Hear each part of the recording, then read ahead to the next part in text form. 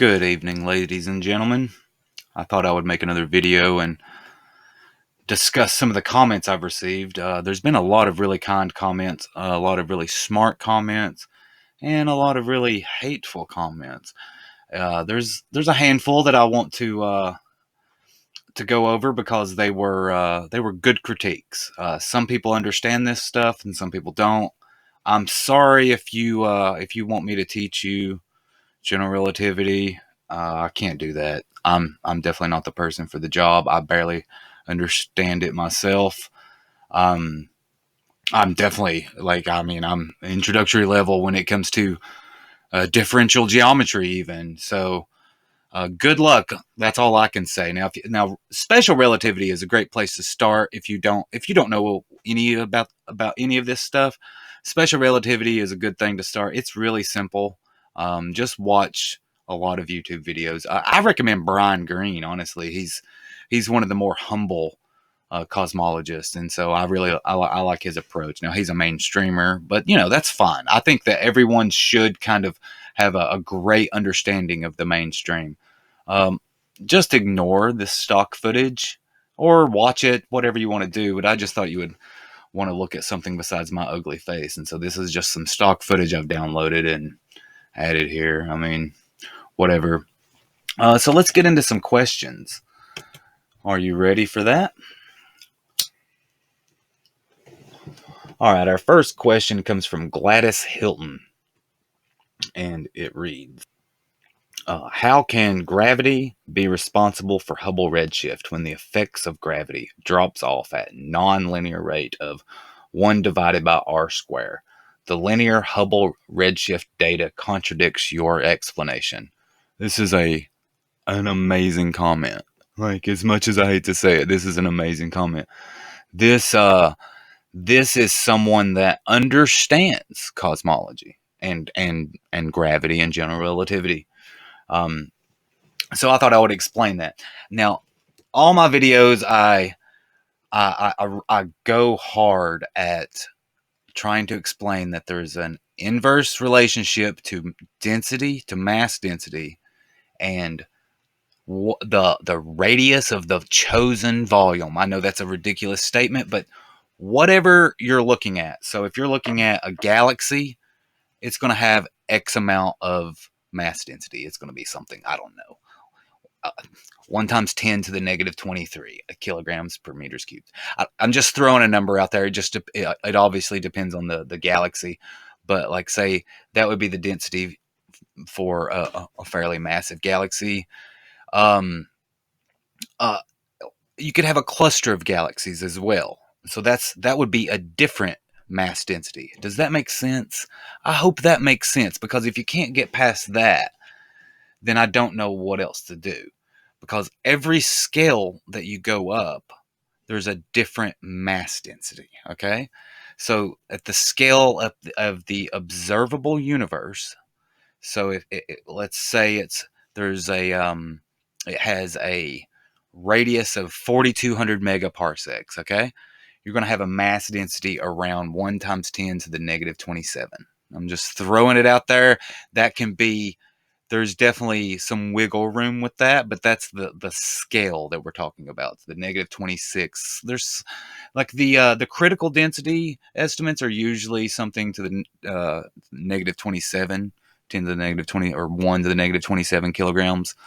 And so it just depends. Like, I'm just throwing that out there, that there's a lot of wiggle room. I think that it's around 2 times 10 to the negative 26 kilograms for the observable universe. Now, if you're talking about, let's say, half of that, then you would have to adjust the mass density. Okay, so that's how we get around that linear relationship. And I'll just show you.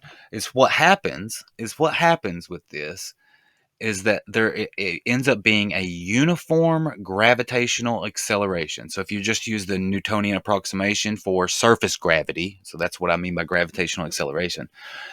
If you just use that, it basically stays uniform throughout the cosmos. And it's around, now there's some wiggle room here, but it's around 7 times 10 to the negative 10 meters per second squared. And so that gives you this relationship. And I'll just show you in Google Calculator real quick. We'll get into the Newtonian shell theorem in a minute. But so like I typed in this 7 times 10 to the negative 10 meters per second squared times 1 megaparsec divided by c. And you get 72 kilometers per second. And that's per megaparsec, okay? And so I'm going to plug 4150 in here because I think that's a little more accurate than 4200. So if you plug that in, you get right at the speed of light. So that's the observable limit. And so this equation that I'm doing here, this is the it's the shorthand form. I will admit that, but I mean it makes no difference. You can still find redshift z with this equation. It's pretty good. So this is just the gravitational redshift equation. This is why I'm saying that you can line up with Hubble's law. Now you have to assume that there is an inverse relationship between mass density and the chosen volume. Whatever region of the universe you're talking about, the larger the area, the lower the density. And that's how you can align with Hubble's law. And it ends up being a uniform gravitational acceleration throughout the cosmos. I hope this makes sense. I'm not sure how to explain more into that now. It'd be great if I was having a conversation with somebody because they could give me feedback. And if there's any experts out there that would like to talk, I would be more than happy. I think most people are pretty well jaded and stubborn and closed-minded when it comes to this stuff. So I don't expect any experts to want to discuss it, especially anybody with any credibility. But you know, I'm happy to answer questions. But as far as that goes, I feel like I've explained that question well enough. I would love to have some feedback. If Gladys, if you weren't mad enough to move on and not subscribe, everybody please subscribe. It gives me more encouragement. The more subscribers I have, the more encouragement I have to make more videos. Especially comments and thumbs up, man. That stuff helps out. It really does. This talking into a microphone is difficult, and I'm a rambler and I'm not a professional, and I've had a lot of people make fun of me. Incoherent babbling was one comment, and I just laughed. I'm like, okay, wow, maybe you should learn English before listening to my videos. But regardless, and hey, I'm not organized at all. I'm not. I don't know what I'm doing. But, you know, I'm just some dude, so deal with it. Our next question comes from Max Tabman, I think is how you say that. This is another great comment. If you would spend 90% on explaining gravitational redshift and not 90% on your banal problems with boundary definitions, it might be a worthwhile listen. From the little bit you talked about in this new interpretation of redshift, I conclude one big problem. The redshift depends on your absolute position in the universe. Okay, Max has a pretty good understanding of what's going on. Yes, it depends on where you're at in the universe, for sure. If you were, say, on a black hole or on the surface of a star, if you were close to a black hole or on the surface of a star, or on the surface of an object that is more massive than the majority of the stars, it's going to be a completely different universe than the one you're viewing from Earth. If you're in the middle of nowhere, you're going to have a slightly higher redshift because you won't have any of the blue shift from Earth. And, you know, I'm sorry that I'm not explaining more. It's hilarious that Max says if you would spend 90% explaining gravitational redshift. It's hilarious because I've spent the last 10 years talking about gravitational redshift. Maybe I don't explain it well. I'm not trying to teach gravitational redshift. Like I say, you'll want to go to Brian Greene or some other source for that. You need to have a fundamental understanding or a basic understanding of special relativity and general relativity in order for you to understand what I'm saying. And I would prefer, you can pick up some things from my videos, I'm sure, but I'm not a teacher, man. I'm just trying to discuss this one specific idea. This is not a theory. I'm not introducing new physics. The only thing that I'm doing is reinterpreting gravitational boundaries. And so that is why I focus on a lot of boundary definitions, is because these gravitational boundaries that cosmologists and astrophysicists draw to determine gravitational redshift, when they draw these arbitrary boundaries, they're ignoring the mass outside of those boundaries. And so that's not how gravity works. Gravity doesn't have, there's no beginning and end to gravity. It's all, the end point is the observer, and the beginning point is the point of emission. It's, there's not, a star does not know how much gravitational redshift it has. All it is its position in the rest of the universe. So all of these objects are embedded in the universe. I think the next comment will help me clarify. I'm kind of struggling right here, and once again, I apologize if this is offensive to you. Then please, God, I hope that everything gets better. I don't know what else to say. So our next comment is from Richard. If one takes a cluster of galaxies in a box, it seems that general relativity would indeed create curvature from the whole mass. And I've seen several mentions, still looking for the concrete reference frame or references, that redshifts from the center of galaxy clusters are measured to be higher than from the edges. If so, that should scale up to the filaments and beyond and account for the 10 to 20 redshifts at 10 plus billion light years from the Milky Way. This is exactly right. So Richard understands what I'm saying 100%. Richard understands that the light in the center of a galaxy, there's going to be more redshift because it's in a region that is more dense. That redshift will decrease a little, and we're talking tiny amounts between the center of a galaxy and the outer edges of the galaxy, but because the stars are embedded in a less amount of mass, uh, in a region that has less mass, the redshift is going to be less than at the center of the galaxy where there's more mass. And so that if you scale that up, so this is for a galaxy that's close to us. If you like take a galaxy that's further away, it's embedded in more mass. If it's further away than that, there's more mass that it's embedded in. And that's only because it's distance from us. It's like a star in a cloud. If you just imagine the star in a cloud will have when viewed from a low mass region, the redshift from the light from the star will be redshifted from a low mass region when observed from a low mass region. And it'll be the distance, because if there's a cloud around it, you have to include the distance, because you have to know how much mass from the cloud is impacting the light.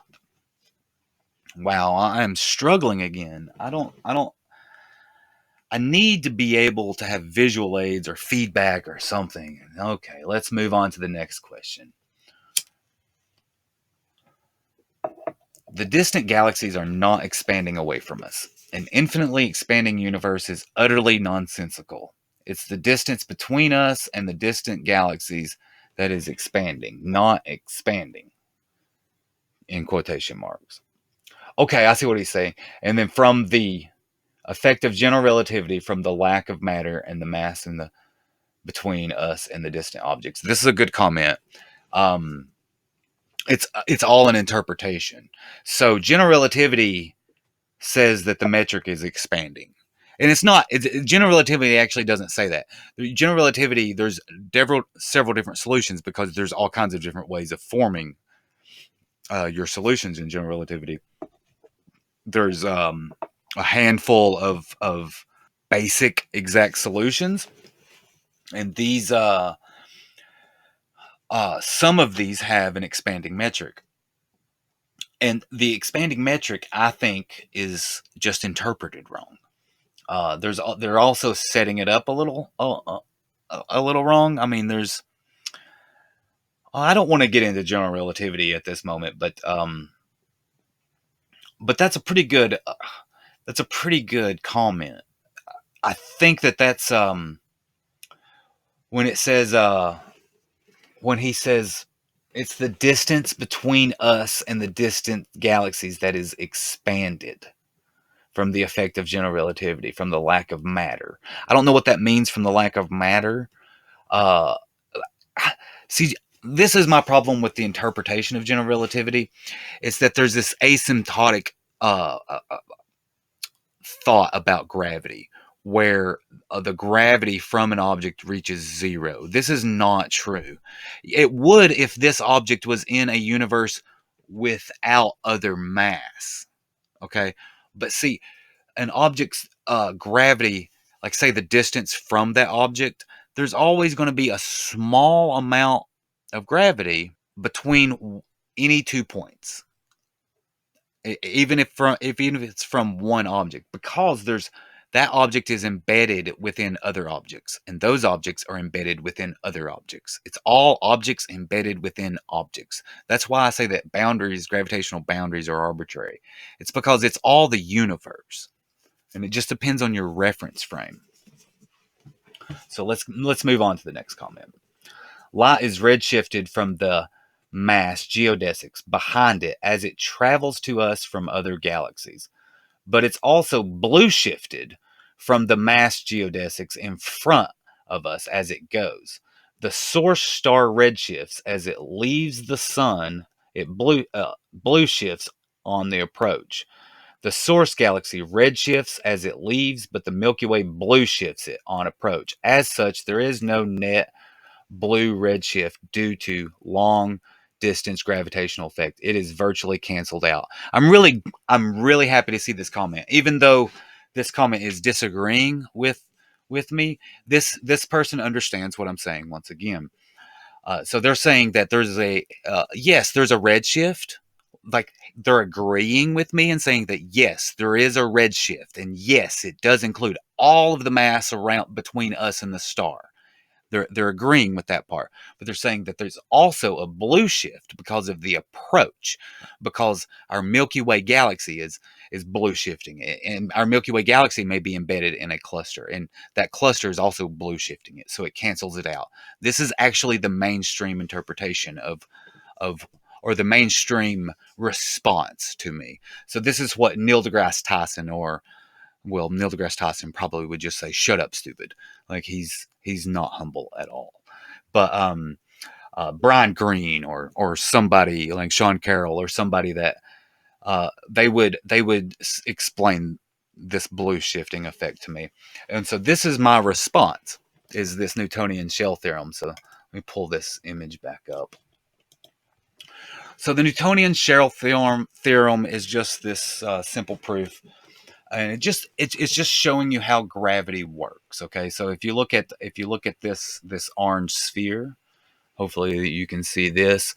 There's an M right here, and then it's the center. Okay, so my claim is that the center is the star that we're observing, or the galaxy that we're observing. Okay, and the M is us. M is Earth. And yeah, sure, Earth is inside of a galaxy. But it's the orange part exerts no force on M. The blue part exerts force on M. Hopefully, everybody's on the same page now. So all of the gravitational redshift is on the side where the mass originates. And by originates, I mean it's the center of mass. If you just imagine, orange just goes out more and more, and it's all relatively homogeneous. Now, that word homogeneous, I'm just saying It's the universe. Like, it's not homogeneous. Like, that's not what I'm saying. If it's, this is the universe. And so this is a star. Everything's set up. Like, there's a universe here. There's a universe everywhere. So you would take the radius would be the distance between the observer and the observed. So the star emits it and it's embedded in the rest of the universe. Yes, we're embedded in the rest of the universe also, but because of the shell theorem, the star and the galaxy that emits it is the center of mass because we're on Earth. And so let's move this aside and say an observer that's not on Earth, okay? So this person understands what I'm saying. They disagree because they're saying there's an equivalent blue shift. Fine. Let's just pretend you're right. Now, let's place an observer between the galaxies. This is an observer that is not inside of a galaxy. It is light years away from any star. Like, it's a long ways away from any other stars. It's in the middle of nowhere. There's no galaxies around it. It's the emptiest spot in the universe. Now, this person would agree because they said that there's, yeah, sure, there's a large amount of redshift, but there's also a large amount of blue shift that cancels it. Fine. Now, if you place the observer in a region with low mass, then it's all going to be redshift. And it's going to be, what is it going to be? Hubble, double Hubble? Is it going to be double the Hubble law? Double Hubble redshift? Is it going to be more Hubble redshift? Like, what is, so that is the foundation. That is the very basis for my argument, because that means that, bam, tired light does exist. Now, let's look at our true location. Well, we're on Earth. And so Earth is a very low mass region. Yeah, sure, we're in the Milky Way, but, the closest star is 93 million miles from us. So then the next one is like 4 light years, or is it 7 light years? No, I guess Alpha Centauri is the closest, and then it's Sirius. I think Sirius is 7 light years, and Alpha Centauri is like 4. I don't know. I'm not looking that up. You guys can look up the closest stars, but they're really far away. And so maybe not in context of the universe, they're not far away, but the point is that we're not on the, if we were on the surface of a black hole, there would perhaps be this great amount of blue shift. Okay, like, it's all blue shifted towards you because you're on the surface of a black hole. So I've covered that, and we can move on to the next comment. This comment comes from Dreadnought. I'm sorry for the ones that I did not read their names. I did not catch the names, and I could not find the comments again. I wrote these down earlier, and then I was like, oh, I didn't write the names down, and I went back, and so my apologies. Anyways, back to Dreadnought. What is disappointing is that all of the science is like this. Too much resistance on the free flow of information and discussion of ideas that differ from the mainstream. I recommend watching the podcast with Brett Weinstein and Steve Patterson, where they talk about the dark age of science. He makes a good analogy talking about the history of martial arts and how it directly corresponds to the way that all of the scientific disciplines are acting today. Man, this is an amazing comment. This is absolutely true. Everyone should learn from my videos and from lots of other people that science has fallen. Science is really rough. And when I mean science, I'm not talking about necessarily the people performing science, but the scientific publishing industry. And so what they have done is guarded this they've censored through not publishing. And so they reject all papers that are outside of a current paradigm. And this is an enormously stupid thing to do. Science should be about the free flow of information. The one thing that wow, this graphic looks like a lion's mane mushroom coming out. I had lion's mane mushroom today, and it was absolutely delicious. I highly recommend the mushroom to anybody else. It is the best mushroom I have ever had. It's supposed to do some cognitive repair too, and so maybe I can heal all this brain damage that I have. But that is a cool video. Anyways, what was I talking about? That one, that was cool. Um, yeah, science, man. Science is awful. Remember, like the last few years, I feel like scientists failed us. They're like, no, you can't disagree with us. And it's like when you do that, you're introducing dogma, and you're basically going back to the dark ages. I mean, are they going to start executing people that disagree with the narrative because they already delete everything? So I mean, it's crazy. It is crazy the way that they do now. I mean, plus, everybody in the mainstream media is completely asinine. Like they're all a bunch of buffoons. And I'm almost started to think that if it wasn't for people, and even Lex Friedman, I started to say if it wasn't for people like Lex Friedman, I would think that all the assholes at MIT are just stupid. But you know, Lex Friedman, I love him. He's one of my favorite humans in the world, but he's not, I mean, he's smart, but he's really kind of not, he doesn't want to question authority, and he doesn't want to go outside the mainstream narrative. And I feel like that you have you absolutely have to explore outside of the mainstream narrative, because the people that are producing the mainstream narrative, they are some of the most incompetent people in the world. And this is true. They all drive really nice cars, and they live in really nice subdivisions, and they chit chat and have really awesome, amazing lifestyles. But they're dumb as shit. I promise you. Everything. I mean, look, I'm rambling, and I'm looking like a jerk. I don't want to sound like a jerk. I seriously, I love everyone, but I don't get me started on science, man. They're like science has really taken a hit here lately. There's one of my favorite books that I've ever read, and I forget the author's name right now, but I even forget the complete title. It's something like The Half-Life of Facts, and it's absolutely true.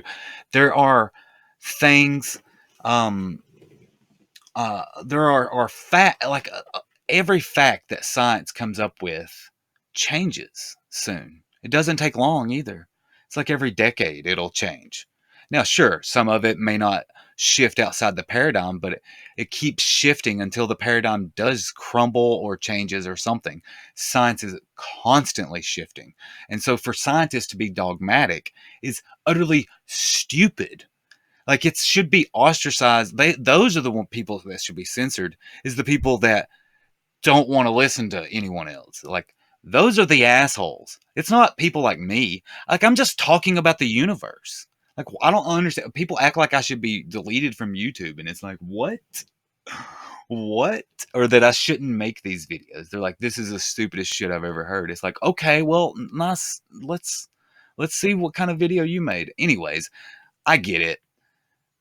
There's a lot of crazy people in this world, and that's just all there is to it. There's a lot of crazy people. So, let me know some more questions. I think I'm going to wrap it up now. I think that this has been long enough. How long have I been talking? I have no idea. Long enough, though, I think. I think that this was a very